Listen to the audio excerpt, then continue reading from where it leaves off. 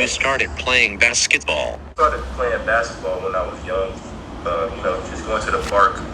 And, at first it was just for fun. And then I realized, I had a real passion for the game. Then I started just taking it seriously. I'm originally from a football family. I used to play football when I started at 5 years old, and then I moved into playing basketball, and then I just started playing basketball, and I just fell in love with it.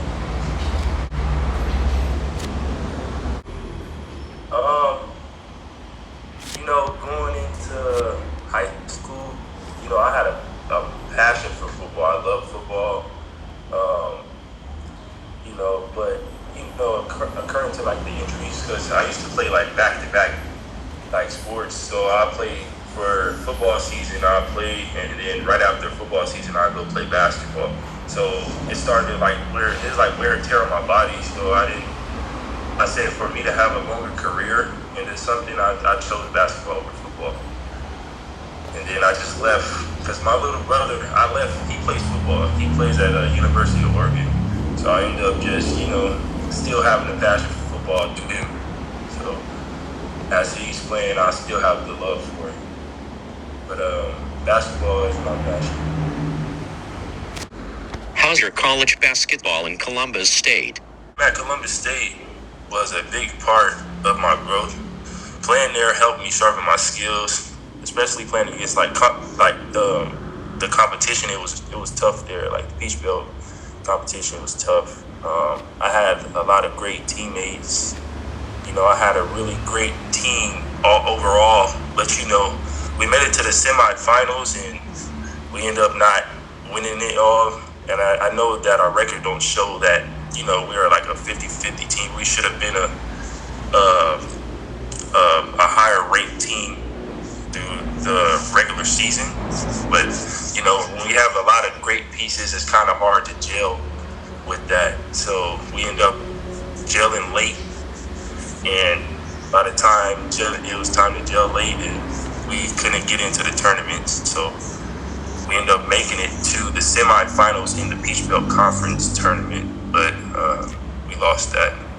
And then, I just had to adjust to the pace and the physicality, but it pushed me to become a better player and prepare me for the next level. So I went to junior college in Selma, Alabama, and that was it's called Wallace State Selma JUCO. And my coach had a good connection with Coach Moore, and I ended up choosing to go to Texas over Columbus State after my junior year, or after my sophomore year in junior college. I had a good year in Texas also, but it wasn't really my fit for the team, I feel like. But I had a great coach there in all the places that I've been at.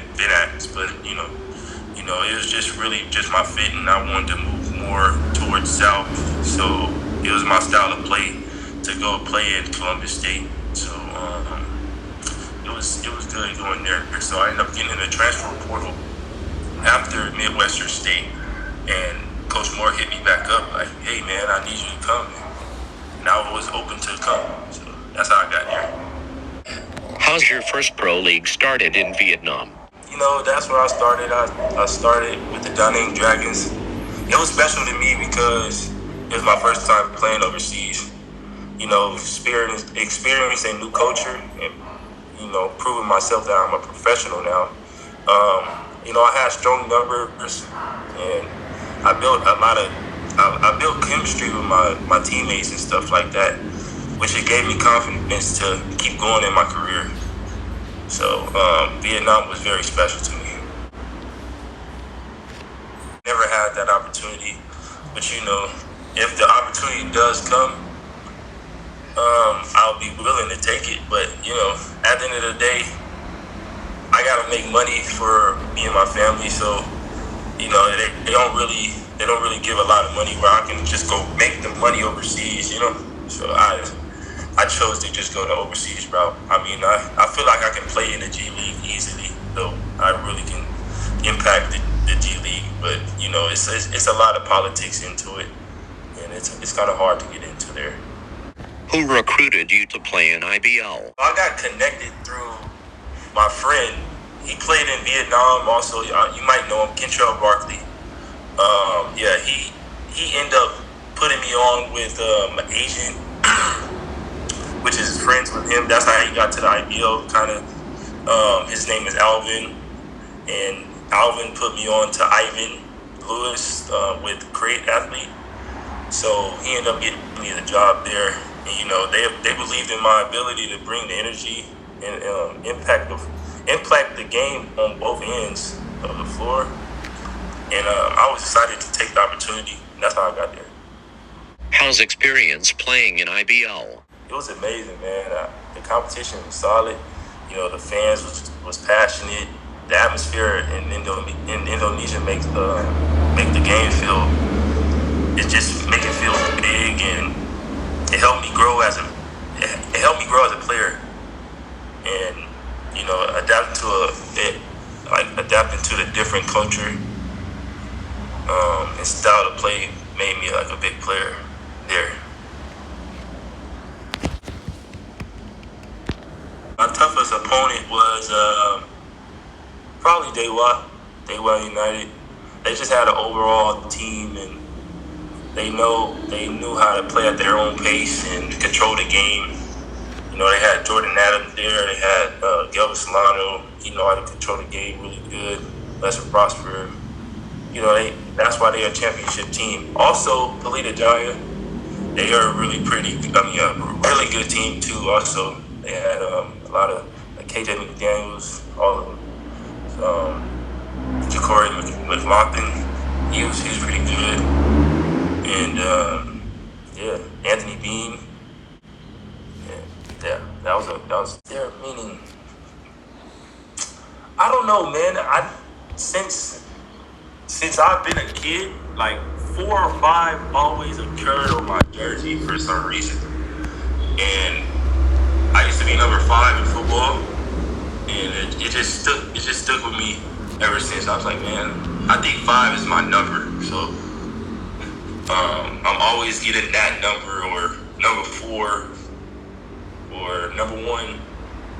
That's it. So that's how I don't really have no meaning behind it, but I mean, I'm gonna take weight. Matter of fact, I end up turning my number 5 into a meaning, because after each year, like, it's a growth. It's growth for me. So I had number 5 in junior college. That was like my last year of like transitioning into like a university, and then transitioning to university. I wore number 5 in university, and transitioning into pro. And I wore number 5 for my rookie year in pro. So you know, I was gonna be number 5 again, but Brooke had my number, so I mean, number 4. Number 4 kind of sticks out a little better. I kind of like number 4. Who inspired you to be dunker?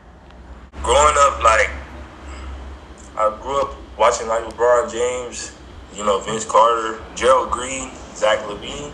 You know, they inspired me to become a high flyer. And I want to fly like him. I want to get bounced like him too. So then I just started working on my bounce. My brother, Gary Williams, he had played at San Jose State in California, and he owned like this Vertimax machine. He always used to tell me when I was in high school, like, you need to be on this every day. You need to be on this every day. And I used to be on it every day, and that's how I became bouncy. I started just jumping out the gym. I want to say I was 15. Yeah, I was dunking at 15. When I first got my dunk, I was so excited too, man. I started on the low rim, and then like I gradually just go up, and then I just start dunking easily.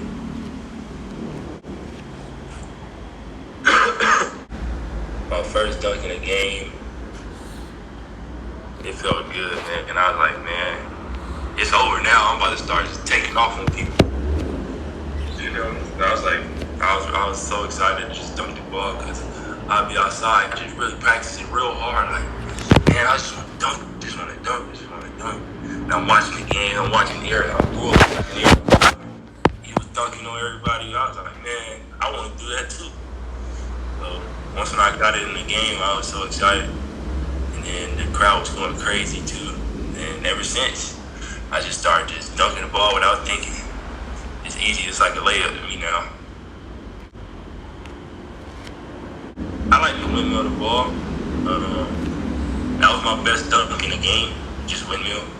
But I can get tricky, though. I can get real tricky in like a dunk contest.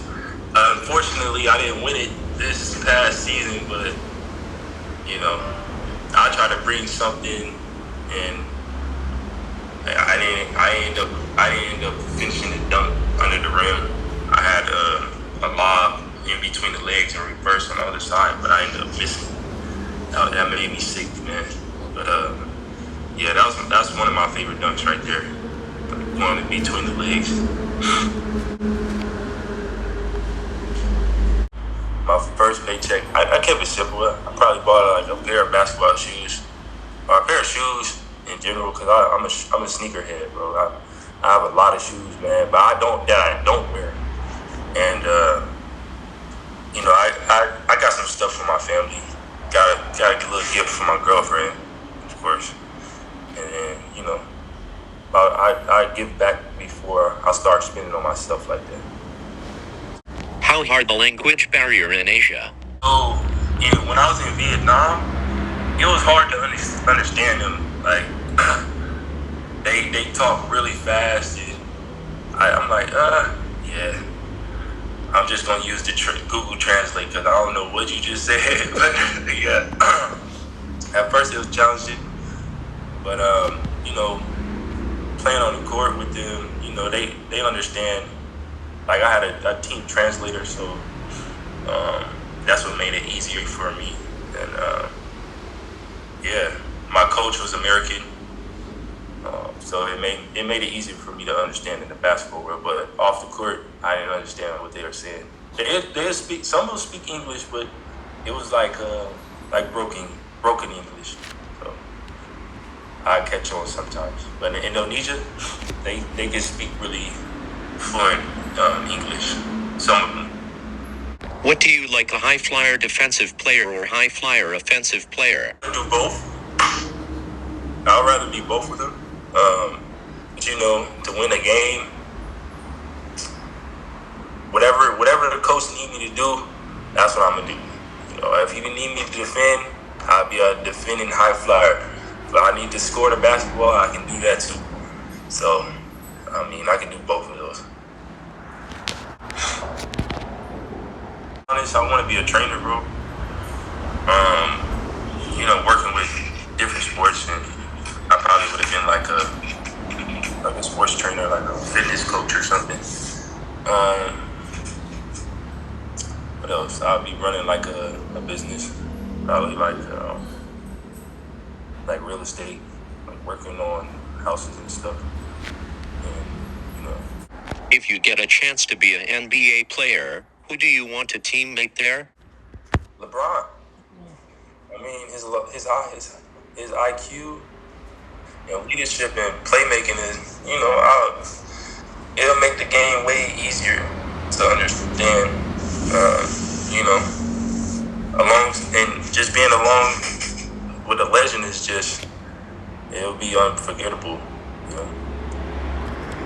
Last question, your starting 5 all-time NBA player? At PG, I got Magic Johnson. At shooting guard, I got Michael Jordan. Small forward, I'm going to put Kobe. And power forward, I'm going to put LeBron. Center, Shaq. Thank you for watching.